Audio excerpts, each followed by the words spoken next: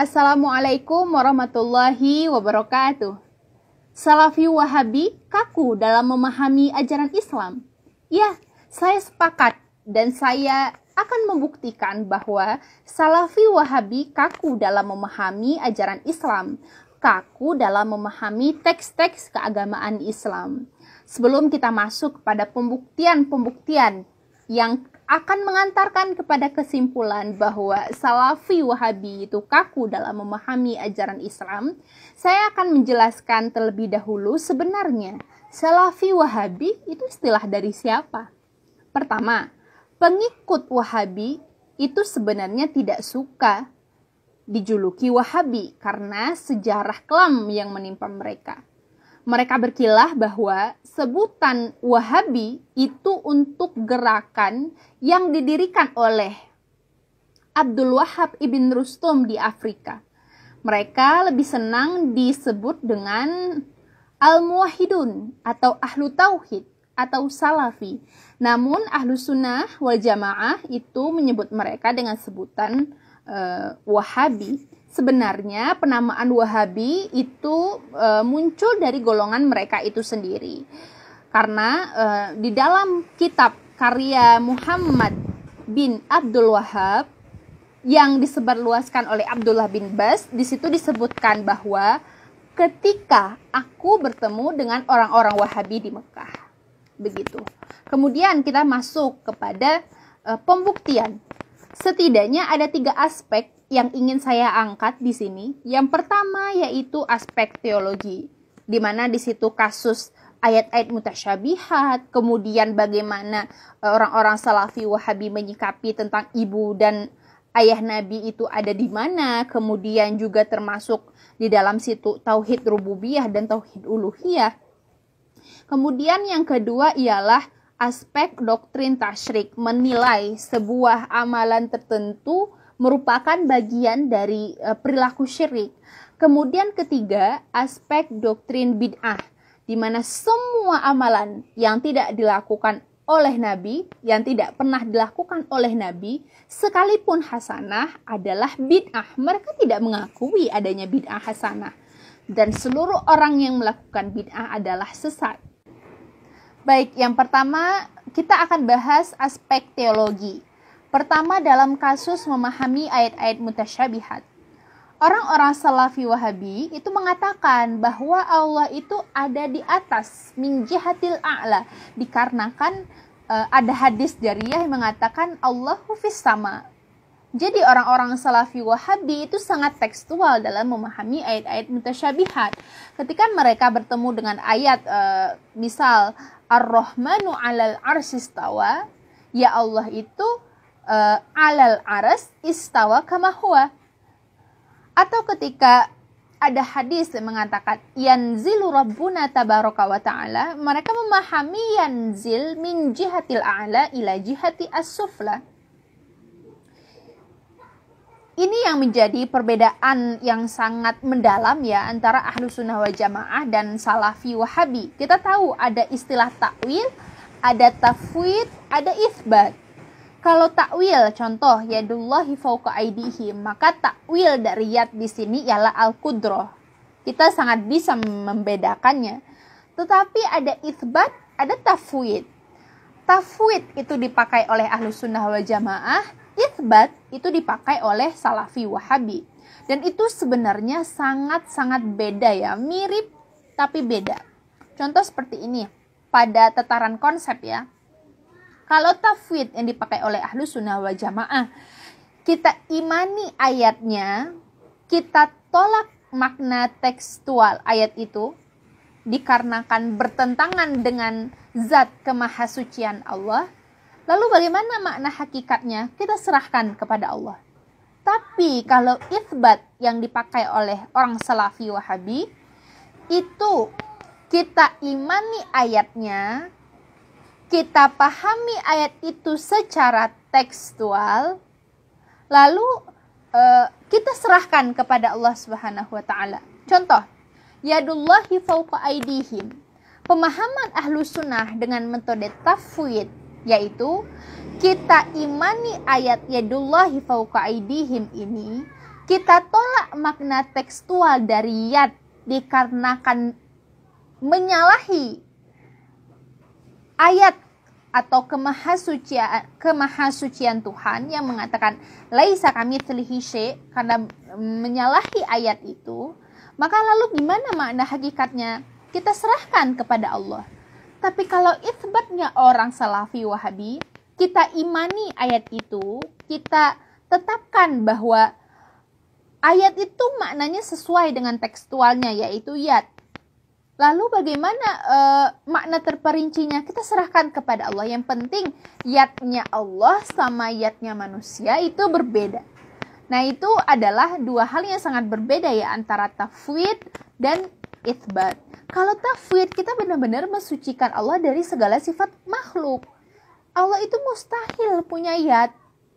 Tapi kalau orang-orang Salafi Wahabi dengan metode itsbatnya, mereka masih, walaupun mereka mengatakan kita serahkan makna rinciannya kepada Allah, tapi mereka mengatakan bahwa yang penting kita beriman dengan makna tekstual ayat itu. Yad, ya yad, tapi yadnya itu berbeda dengan yad makhluk. Pemikiran itu agak kurang bagus gitu ya. Itu yang menjadi titik dasar antara perbedaan antara Ahlus Sunnah wal Jamaah dan Salafi Wahabi. Di situ letak tekstual Wahabi, dan mereka tidak mau menerima takwil dan memalingkan makna yad misal kepada kudroh. Masih dalam aspek teologi tentang permasalahan di mana ayah dan ibu Nabi. Jadi orang-orang Salafi Wahabi itu memakai dalil sebuah hadis riwayat Anas. Ada seorang yang bertanya kepada Nabi tentang di mana ayahnya berada. Ayahnya sudah meninggal. Kemudian dia bertanya apakah ayahnya di neraka atau di surga begitu. Nabi menjawab finnar. Kemudian ketika orang yang bertanya itu sudah mau pergi, Nabi bilang, inna abi wa abaka finnar. Oleh orang-orang Salafi Wahabi, hadis ini dipahami secara tekstual, sangat tekstual, di mana mereka memahami ab di sini itu maknanya ialah ayah Nabi. Padahal di dalam ilmu bahasa Arab, pemaknaan ab itu tidak terbatas dengan makna ayah saja, tetapi bisa maknanya paman. Lalu mereka mengatakan, kita dalam memahami hadis ini harus pakai dalil, nggak boleh pakai perasaan. Bahkan Syekh Al-Albani itu mengatakan, siapa yang tidak mengimani hadis ini berarti dia sudah membuka pintu kefasikan. Kalau kalian memang ittiba kepada Nabi, ya kalian harus tega. Kalian harus beriman dengan hadis ini, dan kalian harus tega mengatakan kalau ayah dan ibu Nabi itu ada di neraka. Kita bisa lihat ya betapa tekstualnya orang-orang Salafi Wahabi. Padahal kita tahu tadi bahwasanya ab dalam bahasa Arab itu bisa dengan makna paman, begitu. Yang kedua ialah aspek doktrin tasyrik, menilai sebuah ibadah tertentu bagian dari syirik. Contoh, bertawasul, kemudian istighosah di depan makam Nabi atau kepada orang-orang sholihin. Kemudian pelaku riya dan sum'ah itu nanti bisa menjadi syirik kecil. Ini sangat penting ya untuk diperhatikan dalam permasalahan pelaku riya dan sum'ah. Oleh orang-orang Ahlus Sunnah wal Jamaah, pelaku riya dan sum'ah itu masuknya ke bab fikih. Oleh orang-orang Salafi Wahabi masuknya kepada bab akidah. Sehingga orang yang melakukan sesuatu untuk riya atau sum'ah nanti akan mengantarkan dia kepada pelaku syirik kecil, dan itu sangat berbahaya. Yang ketiga ialah aspek doktrin bid'ah, di mana orang-orang Salafi Wahabi itu mengatakan bahwa semua yang tidak pernah dikerjakan oleh Rasul itu adalah bid'ah. Tidak ada yang namanya pembagian bid'ah sana, bid'ah sayyi'ah, tidak ada. Semua yang dilakukan oleh orang sekarang yang tidak dilakukan oleh Nabi, kata mereka itu adalah bid'ah, sesat, pelakunya sesat. Di antara doktrin bid'ah ini ada tentang maulid Nabi, kemudian tentang taklid ya. Kita tahu bahwasanya Salah satu ciri khas Salafi Wahabi itu ialah sangat gampang membid'ah-bid'ahkan amalan tertentu. Mereka beranggapan bahwasanya semua yang baru di agama ini yang tidak dikerjakan oleh Rasulullah itu adalah bid'ah. Dan semua bid'ah itu dhalal. Sebagaimana hadis yang mereka jadikan dalil, yaitu kullu bid'atin dhalalah wa kullu dhalalatin finnar. Akan tetapi ini disanggah oleh Imam Asy-Syafi'i. Di dalam riwayat Muslim itu ada suatu hadis yang mengatakan siapa yang menunjukkan seseorang itu kebaikan, maka dia akan mendapatkan juga kebaikan seperti pelaku kebaikan itu. Maka Imam Asy-Syafi'i mengomentari bahwasanya hadis ini yang diriwayatkan oleh Imam Muslim itu menjadi taksi sebagai dalil yang dijadikan hujah bagi orang Salafi Wahabi atas perilaku membid'ah-bid'ahkan mereka gitu. Jadi sebenarnya bid'ah hasanah itu ada dalilnya juga dari riwayat Imam Muslim, yang mana riwayat Imam Muslim ini nantinya mentaksis hadis kullu bid'atin dhalalah.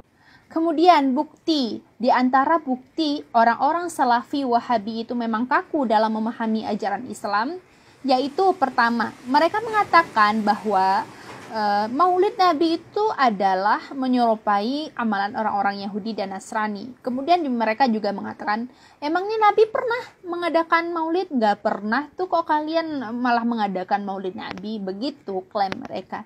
Kemudian mereka juga berdalih, bukankah di dalam Al-Quran sudah dikatakan, al-yauma akmaltu lakum dinakum. Jadi kenapa kalian tambah-tambah maulid? Kenapa kalian tambah-tambah amalan yang dulunya nggak pernah dikerjakan oleh Rasul? Klaim mereka seperti itu. Atau mereka juga berdalih ketika Nabi mengerjakan haji wada, Nabi bilang, halla ballagtu, seluruh ajaran itu udah disampaikan oleh Nabi, lo kok kalian tambah-tambah dengan masih mengadakan maulid? Itu klaim dari mereka, dan sebagai bentuk sebagai bentuk kekakuan mereka juga dalam memahami teks-teks keagamaan ajaran Islam. Sedangkan kan maulid itu kita peringati sebagai bentuk kecintaan kita kepada Nabi. Kemudian bukti kekakuan Salafi Wahabi yang selanjutnya ialah dalam permasalahan zikirnya kaum Sufi. Orang-orang Salafi Wahabi itu mengatakan zikirnya kaum Sufi itu adalah bid'ah. Karena itu bertentangan dengan syariat. Tidak ada itu di syariat zikir itu. Mereka mengklaim seperti itu. Bahkan di dalam salah satu ceramah Ustadz Salafi Wahabi, dia mengatakan orang yang zikir dengan itu mengada-ngada. Kalaulah itu terjadi di zaman Umar, kata Ustadz itu, udah diketok kepalanya ini. Apa ini mengada-ngada? Itu adalah salah satu bentuk kekakuan Salafi Wahabi juga. Karena zikir itu dikatakan adalah zikir yang paling nancep di hati oleh orang-orang kaum Sufi. Dan itu sebenarnya ada kok syariatnya. Zikir itu terambil dari kul huwallahu ahad juga. Nah, ini masih contoh ya dan pembuktian bahwa Salafi Wahabi itu kaku dalam memahami ajaran Islam. Orang yang belajar di Madinah, di Masjid Nabawi, di Mekah, zikir kepada Allah. Bahkan mereka paling banyak zikirnya kepada Allah. Mereka paling banyak zikir, tapi zikirnya pakai adab, nggak teriak-teriak, gitu kan? Nggak karang-karang. Apa yang Nabi SAW ajarin itu yang disebutin. Adab sama Allah, subhanallah, subhanallah. Dilakukan, bukan tidak dilakukan. Tapi tidak ada subhanallah, alhamdulillah. Dibayangkan main-main, Allah apa ini? Ini apa ini? Ini kalau zaman Umar sudah diketuk semua kepalanya nih. Ngarang-ngarang. Kemudian di antara bentuk kekakuan Salafi Wahabi selanjutnya ialah dalam permasalahan taklid dan hukum bermazhab. Taklid dan bermazhab bagi Ibnu Abdul Wahhab itu merupakan salah satu perbuatan yang telah mengarah pada pengkultusan seseorang. Padahal menurut Wahabi itu tidak ada yang patut dikultuskan kecuali hanya Allah. Satu-satunya rujukan atau tempat berpaling umat Islam hanyalah Al-Quran, Sunnah, serta otoritas sahabat Nabi, bukan ulama, bukan mazhab, atau siapapun. Oleh karena itu, mereka mengatakan, ayo kita kembali kepada Al-Quran, ayo kita kembali kepada Sunnah, tetapi mereka tidak mengerti cara kembali kepada Al-Quran dan Sunnah, cara memahami Al-Quran dan hadis yang sudah bertahun-tahun lalu disampaikan oleh Nabi, itu bagaimana? Ya caranya lewat ulama. Jadi waktu mereka menyuarakan slogan mereka, ayo kembali kepada Al-Quran dan Sunnah, itu memer tuh rame sekali ya. Di antaranya itu ya ini gambar tangga, kita di bawah, ibaratkan kita di bawah orang awam gitu ya, atau thalib, ulama, baru Al-Quran dan Sunnah. Harusnya kita belajar dari ulama, baru sampai kepada Al-Quran dan Sunnah. Ini malah kita langsung loncat ke tangga paling atas. Apakah mungkin kita bisa memahami Al-Quran dan hadis dengan baik? Kalau begitu kan tidak mungkin. Kemudian ada lagi suatu kasus yang sempat terjadi pada tahun 2019, kemudian viral lagi pada tahun 2021, di mana seorang ustadz dari kaum Salafi Wahabi itu mengklaim bahwa ketika kita mengatakan Ibu Pertiwi berarti kita sudah musyrik. Mari kita lihat cuplikan videonya. Bahasa yang sering diungkapkan oleh beberapa manusia, beberapa insan yang sebenarnya tidak boleh, yaitu Dewi Pertiwi atau Bumi Pertiwi. Pertiwi itu dewi penguasa bumi. Kalau kita ngomong Bumi Pertiwi, berarti kita meyakini ada Tuhan selain Allah SWT. Karena kita tahu orang-orang selain Islam mereka memiliki beberapa Tuhan. Bahkan mereka ada Dewi Padi. Siapa namanya? Sri. Ibu-ibu ada yang namanya Sri. Diganti tuh. Sri itu Dewi Padi. Ketika kita ngomong Sri Rahayu, kita sudah menetapkan. Nah teman-teman, setelah melihat cuplikan video tadi, apakah kita sudah bisa mengatakan bahwasanya Salafi Wahabi itu memang benar kaku dalam memahami ajaran Islam? Silahkan dijawab sendiri ya. Baik, itu tadi dia 3 aspek yang bisa saya kemukakan sebagai pembuktian bahwasanya Salafi Wahabi itu memang kaku dalam memahami ajaran Islam. Pertama dari aspek teologi, kemudian dari aspek doktrin tasyrik, dan yang terakhir dari aspek doktrin bid'ah. Dan dari kesemua kasusnya kita bisa menyimpulkan bahwa Salafi Wahabi itu memang kaku dalam memahami ajaran Islam. Wabillahi taufiq wal hidayah. Saya mohon maaf kalau ada salah kata.